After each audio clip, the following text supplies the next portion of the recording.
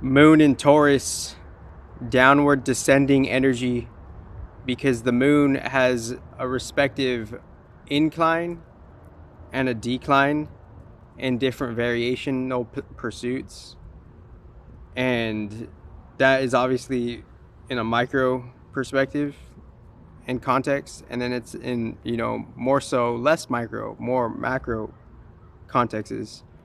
So the next full moon in Taurus, November 15th, that moon is going to have a different charge and a different cyclical journey and rhythm in how the charge is going to be in the full moon in Taurus, because the moon in Taurus right now, it's declining from when it started from new moon in Libra to full moon in Aries, and now there's a decline. So seeing how the moon is being charged from the different aspects, the different squares, the squares are attempting to make a build.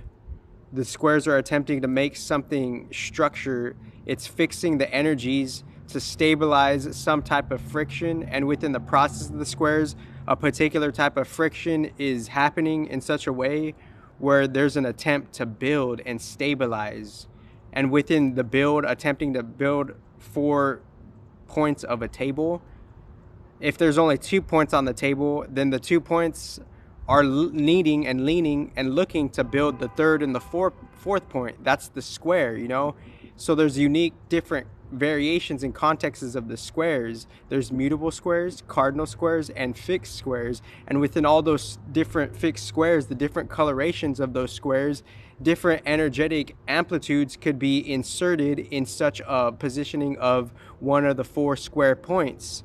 So within one of the 4 square points, naturally and inevitably, things could be squared up. So they're squaring up in such a way they're provoking and influencing the space that the planet is in such a way where that square is being it's more so being readily available, and it's being more utilizationable in such a way where that square is attempting to have a new stability outlook for the surface level reality. Because on a feminine level, all the squares are active, the mutable square is active, cardinal square active, and the fixed square is active, because they're already a fixed stationary place of them being their own solidified constellations, houses, and shared reciprocatory like shared signs. So what the squares are doing, they're attempting to build stability.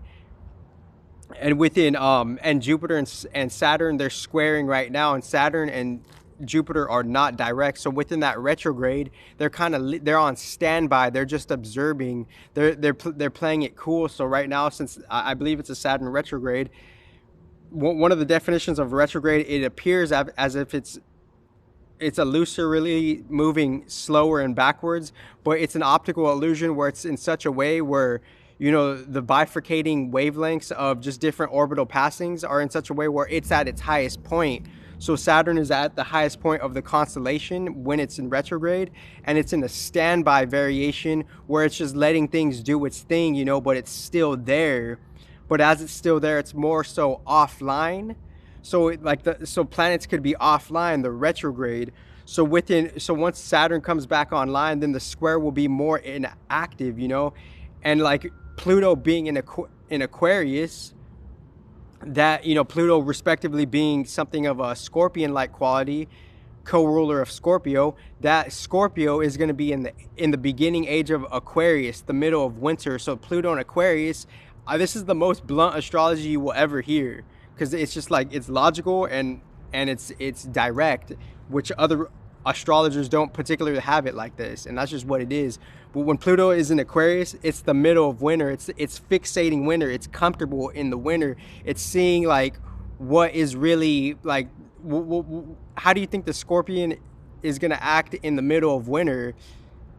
It's gonna see what is for the middle of what's really for the structure of winter or not. And if it's not, then it's gonna go through a raw transformation. So the Pluto in Aquarius, it's some serious shit.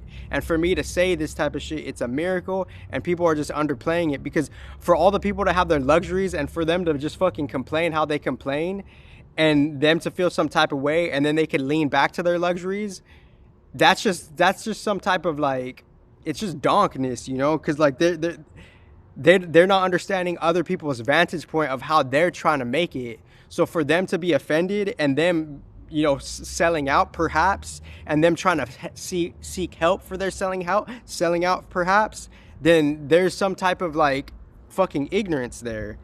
Like, and I'm just putting it blunt, naturally, and direct. So within the Scorpio season, November 15th, full moon in Taurus, the no choice dynamics is just like, find the passion for work, you know, if you can, without the prejudice shit. Hopefully some new law system with some real fucking balanced AI gets put into play without any of the hype shit, right? Because it's just all hype shit. It's just all cringe people getting to, not everybody, but a lot of people are in GMO mindsets as it is, the realest motherfucking shit ever, and they're just clawing to do whatever they can to get their come up on however they can, based on how they've been conditioned and how they've been taught, you know, not seeing the bigger picture of it. So this is literally the realest shit ever. And if you can't see that this is the realest shit ever, then you can't say you haven't been helped with your GMO shit. And I'm not insulting you, I'm not disrespecting you. We're coming out of that conditioning lens of the old age. So what the squares are, so when it's full moon in Taurus, the full moon in Taurus is like, it's gonna be like, what are the fruits of all the works that you put in? Everything that you've worked and put in, it's gonna lead you to like what the gods have given you to be as a human. Because Taurus is very sensual, it's very touchy, it's very like hands-on, right? It's very relaxating. It's really like, it's really get the groove on. It's really like, it's really getting into the body and seeing the innovation of what the humans are making. That's Taurus. So we have to work towards that, aside from all the aspects. So it's like, Taurus is like, are we working for that shit? So the full moon in November 15th is going to be like, did we put in all the different types of energy works and karma works for us to be settled and stable in some type of fucking happiness or not, you know?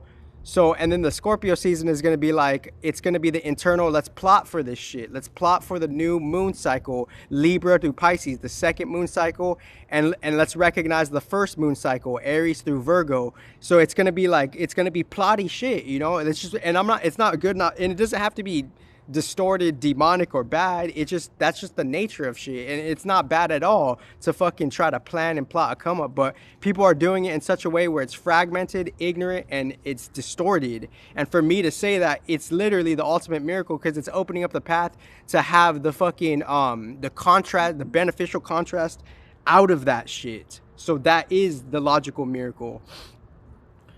So what the squares are doing is, they're attempting to make a build for the mutable shit, and the mutable shit is just transformation and change, respectively, within time. The mutable signs are really related with time, because time is something that's moving in time. Mutable signs, Pisces, Gemini, Virgo, and Swaggitarius, they're in the time. They're kind of coasting with the time off of what's been solidified, and kind of like what's kind of penciled in the industry, fixed. And then they're kind of going to connect full circle with the cardinal, like, oh, the mutable and fixed are like seeing like what's forth bringing within certain elements. So the mutable squares, it's like, can we fucking build a fucking boat in time to be stable? And we have and obviously there's going to be an expansive quality to do that, Jupe and Gems. And then once Sat goes direct in Pisces, it's like, no matter what, there's going to be like, shit has to be slowed down, so like everybody could kind of like